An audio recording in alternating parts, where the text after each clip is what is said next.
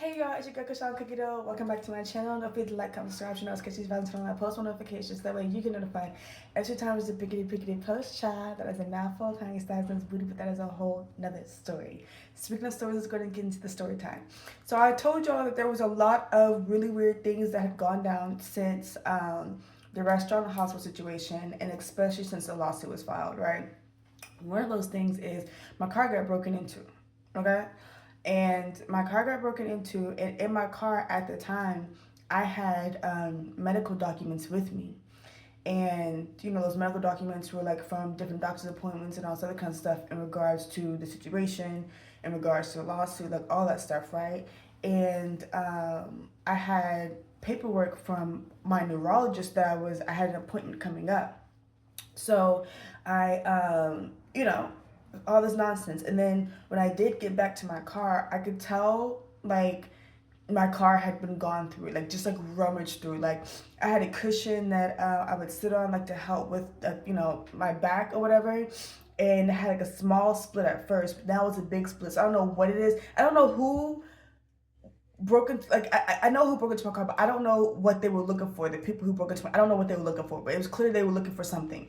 So they had like scrummaged through all of my stuff, right? And just like ripped all the stuff, all sorts of kind of stuff. And I couldn't locate my paperwork for my neurologist at first, right? And I was like, okay. So then when I did have to go and like schedule an appointment for a neurologist, the neurologist I ended up going to go see was different than the original neurologist I was going to. They were both in the same city, but completely different locations and different names. And I don't really know how to make sense of that. Like, I don't have any issues with anybody, and I'm not saying anything, but I just know that, like, my stuff had been swapped. So I don't know. I just know that, like I said, my stuff had been gone through, my medical documents have been gone through, and, on top of all of the stuff that I have been feeling, I just know that, like, that's not okay. Like, it's not okay. Any of the stuff that's happened to me, honestly. And, just knowing that my like privacy has been violated so much is just absolutely ridiculous. All because, again, like I said, the hospital's trying to cover up the fact that they gave me a stroke, and the restaurant's trying to ignore the fact that they started all this with their allergic reaction and the fact that they refused to drive me to the hospital themselves. So it's a lot of, people in quote unquote big positions who refuse to take accountability for what they did. So they're trying to belittle the quote unquote victim. I'm the victim, but I don't want to consider myself a victim because I am a survivor, okay? But they are trying to diminish, my story, and trying to diminish my truth because they don't want to acknowledge what it is that they did. Because if they do, then they're like, oh crap, then like we really messed up. And it's just like, y'all really messed up regardless.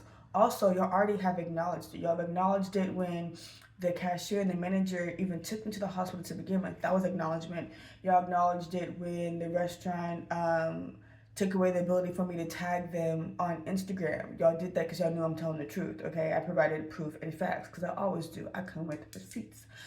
3, it's like the hospital. It's just like the fact that y'all forcibly released me from the hospital in a wheelchair and then didn't give me anything. Because if y'all felt like everything that I was saying wasn't accurate, why did I have to leave in a wheelchair to begin with? Hello? Why was PT coming in and trying to help me learn how to put on my clothes and stuff while laying down because I wasn't able to use the left side of my body? You see what I'm saying? But they were scared because they knew I had already started looking around for information as far as the lawsuit. So instead of just like, trying to accurately give me the correct help to figure out what went wrong and actually help with their patient and help fix it, they just wanted me out because they didn't want me to quote unquote keep tabs on anything else. It's like I wasn't keeping tabs on necessarily what they were doing in the hospital. I was keeping tabs on what it is that they were doing to me, and the fact that their fear meant that they stopped helping me. like altogether. And also, really quick side note, did y'all know that doctors and nurses aren't required to wear gloves in the hospital? I had people poking me with IVs and stuff with their bare hands, and I don't know if they washed their hands or anything. And when I said something, they were like, oh, technically that's at the discretion of the doctor or the nurse if they want to wear gloves or not. Ain't that disgusting? Because what if they don't wash their hands? I know quite a few people who don't wash their hands after they use the restroom. So like, what if one of these nurses or doctors are one of those people who don't wash their hands after they use the restroom, and then they coming over here and poking me with stuff? Like, can you not see how that could like be a health issue or a health concern? It was to me. So, yeah, I have an issue with just how how the entire situation went down. Like, had I got the proper help as far as like even going to the hospital to begin with, then I could have prevented having to be hooked up on oxygen. I could have prevented having to have multiple EpiPen shots, which meant I could have prevented the issues that I have in my throat now. I could have prevented the pain that I have in my body. Okay, I could have prevented being disabled. I could have prevented well, not I. They could have, in the sense of simply taking me in the ambulance because the ambulance could have tried to give me medicine at the beginning, which could have helped reduce the fact that like, hey yo, this is an anaphylactic shock, because that's what it was, an anaphylactic shock. Just in case if you don't know, it's the worst allergic reaction you could ever have. It's literally deadly, and so much so that like my tongue started swelling, and that's why I was put on oxygen, and that's why I was sent to the ICU because I couldn't breathe on my own, and my tongue was swelling, so they had to give me all this medication to try to reduce the swelling in my tongue. So that's that. It's like, and then when it comes to the hospital, it's like I still had pain in my body from where they poked me with their freaking lumbar tap, right?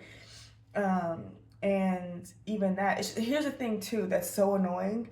When it comes to medical staff, it's like, here you are vulnerable and not able to move your body, and you're just laying here and you just see all these little equipments and like all this stuff. And I get it, like this is just these people's normal jobs, what they do for a living, but it's clear that like a lot of these medical staff people don't actually give an F about the patients. They're clearly just doing it for a check, because they be having so many normal conversations and not even acknowledging the patient that's there literally scared for their life. Like, why am I hearing all your personal information as you're getting ready to poke me with some really intense needles? Like, you know what I mean? Or like how even when I had to get, what did you call it? Like, was it a CAT scan or like, no, an MRI, when you go into that machine? Well, the MRI machine inside the hospital is really small. So one, if I was a big girl, I wouldn't have been able to fit in the MRI machine. That baby was little, okay? It was a tiny machine. One. Two, you're in there and you're hearing all these noises, and then you're having to lay there, and it's like my body was already hurting, my back was hurting, it's like my left side is like paralyzed, so it's like all this discomfort, and you have to lay still, you can't move, and it's just like, well, because everything's going on my body, I was readjusting a lot, so I'm very uncomfortable just like forcing myself, having to try to stay still so they can get a good scan, right? It's like, and then like you're feeling claustrophobic, and like you're freaking out, and it's just like, and that in itself messes with your mind. So I'm like, okay, hey, I'm like banging on the machine, literally banging on the machine, like, hey, I'm screaming, like, can you take me out so we can take a second and then restart? And they ignored it. They ignored it. So that's what I'm saying. Like, when I was in there, it felt like a torture camp. Not just the EMG, like all of it. It literally felt like a freaking torture camp. So it's just like, and I know, in fact, that's direct retaliation against the fact that it says something about a sexual assault, because the doctors and nurses were, for the most part, okay up until that point. And then when I said something, that was my first night, my first overnight there. So when I said something, it's like from that moment, it was just like nonsense. Then the medicine-induced stroke happened, the medical negligence, the nurse abuse, because them nurses were abusing the crap out of me. They were. And, it's nonsense.